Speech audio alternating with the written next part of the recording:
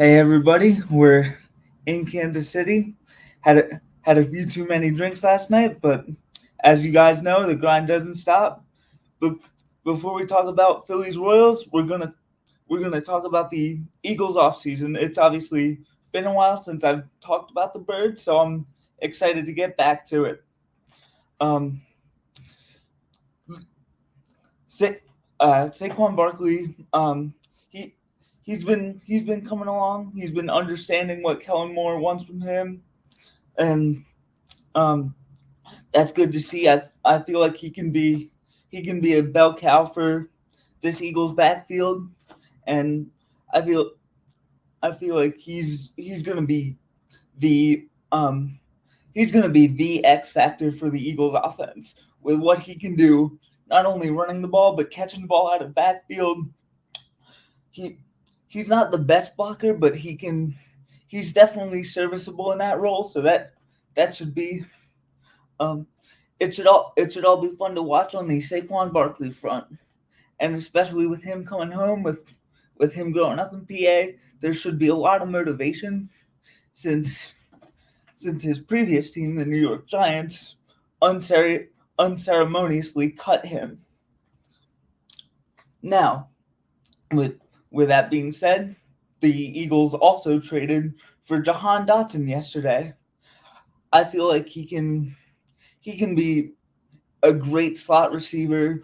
He'll he'll definitely serve well in the Jason Avant role, like the third down, um, just possession receiver that'll pick up first downs and occasionally take the top off the defense. I I feel like he's gonna be a huge asset for this offense, and I really can't wait to watch him in Eagles green. He's been an Eagles killer his whole career, and hopefully he'll do the same for the Birds to the Washington Commanders. Now, as far as rookies go, one guy I'm really excited for is Jeremiah Trotter Jr. I heard from Brandon Graham that he reminds him a lot of his dad. So so that should be a lot of fun to watch. If that and that compliment is any indication of what we might see come the fall, that is high praise from the veteran defensive lineman.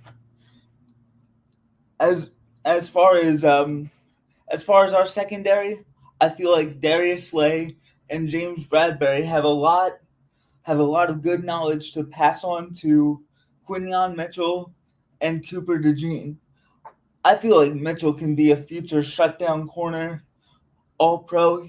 I feel like he would be the perfect guy to kind of for Darius Slay to kind of pass the torch to, and I feel like him and Cooper DeJean could be the next coming of Shepard and Brown, of two guys who were drafted by the Eagles, who just shut down opposing wide receivers.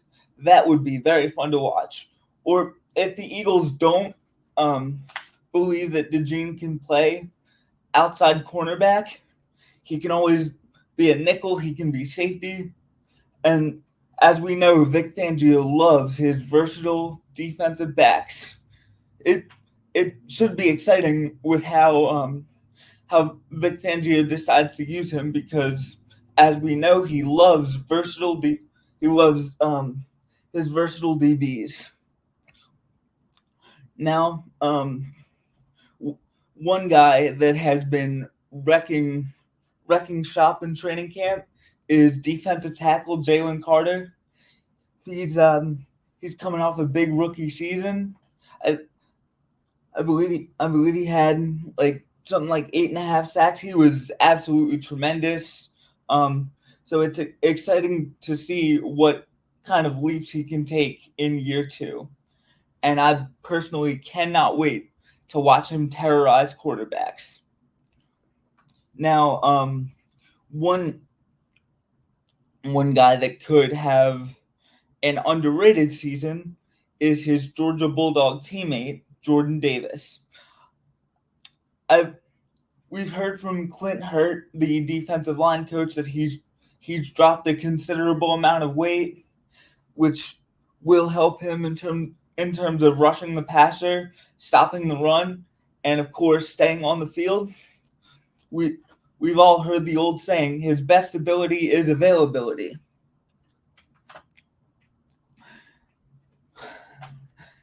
Now, as far as linebackers go, one guy I feel like could have a very, very big impact is Devin White. The Eagles signed White after his career after his career with the Buccaneers had ended. That's what I was trying to say, and I feel like that could be the most underrated signing that Howie Roseman made this offseason. One thing I also wanted to touch on before we get into the 53-man roster is noted sports debate personality Skip Bayless posted on Twitter that he believes Howie Roseman is already executive of the year. And as an Eagles fan, it's honestly hard to argue with him.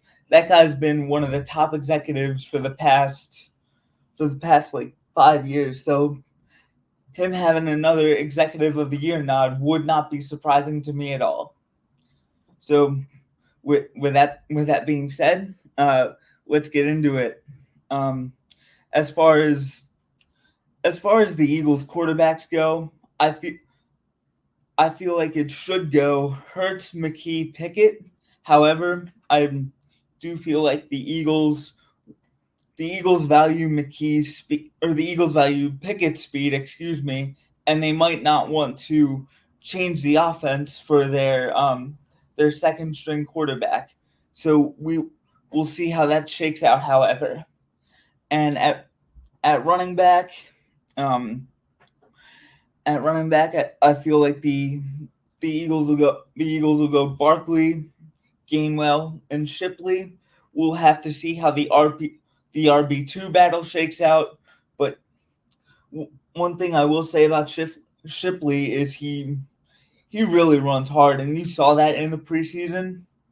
And more often than not, Clemson knows how to create NFL-ready running backs. So it should be exciting to watch the rookie play, and I'm very amped up and juiced to see it for sure. And at wide receiver, I feel like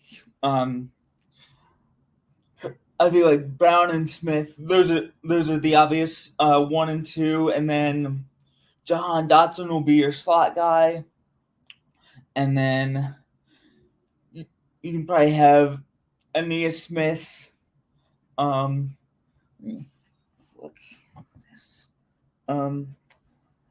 Aeneas Smith, Johnny Wilson, and Britton Covey will be the backups to those guys. That receiver room is ridiculously talented, and I'm very intrigued to see how it all shakes out on that front. And as far as offensive linemen, I can see it being here's how the offensive line room will shake out. Juergens is your center. Mailata and Lane Johnson are your two left and right tackles, and then Mekhi Becton and Tyler Steen could be your two guards. And as far as backups, Ryan Hennessy and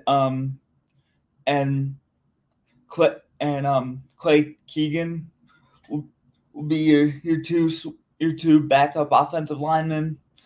I feel like that's a the Eagles offensive line room should be one of the best in the league once again, and I'm excited to see those guys those guys mauled defensive linemen for 17 games, and it should be there should be a lot of holes for Saquon, a lot of openings for AJ, Devontae, and Dallas.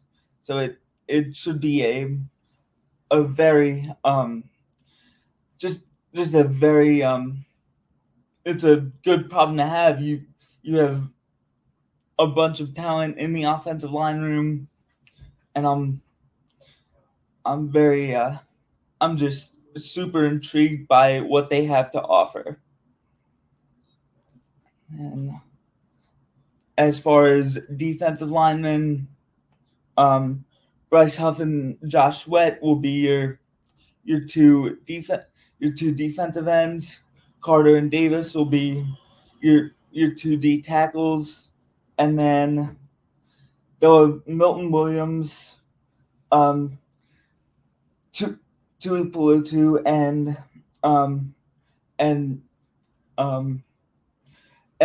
Ojimo will be your backup D lineman. And then as far as linebackers, I think Devin White,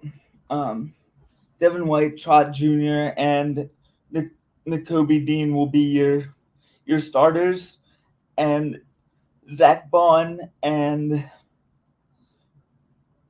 Ben Van Sumeren will be your backup guys. As far as cornerbacks, I see it as Darius Slay and Quinyon Mitchell will be on the outside, and then Cooper DeJean will be on the inside, while Keely Ringo, Isaiah Rogers, and Avonte Maddox will all be your backups. And as far as the safety position goes, I feel like your two starting safeties will be CJ GJ and Reed Blankenship, and then Bradbury and Stearns will be your two backups, and the specialists will be Jake Elliott, Rick Lovato, and Braden Mann. All in all, I think that's a really solid 53-man roster. I'm very, very intrigued to see how this season shakes out, and it should be a fun one. My floor for the Eagles is 12-5, or actually, my floor for the Eagles is 10-7. My ceiling for them is a duplicate of their 2022 record of 14-3. It should be a very exciting season, and I personally can't wait for it. I know everybody around the Delaware Valley and the tri-state area can't wait for it as well. It should be a fun one. Thanks for listening to this, guys. I really appreciate it. Have an awesome day, and go Birds.